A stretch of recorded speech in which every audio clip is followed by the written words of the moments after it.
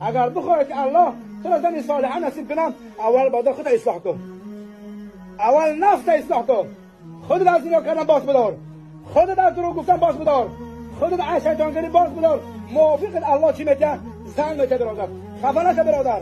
چه خاله که در اینجا میایی دخترای نامحرم از دلشون میایی، خودشان معامله میکنی، هر یک دلی بانده که دل زن هم میوه، دل اپا و خواهرت میوه. این سخنی من نیست، سخنی کیست؟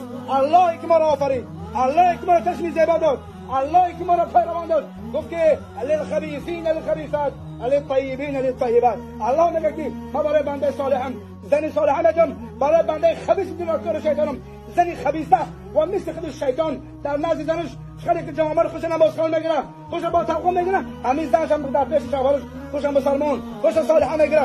وقتی که جدا کشیدن دست به گناه میزنن، خدا خفه نشو، اول خود اصلاح کن.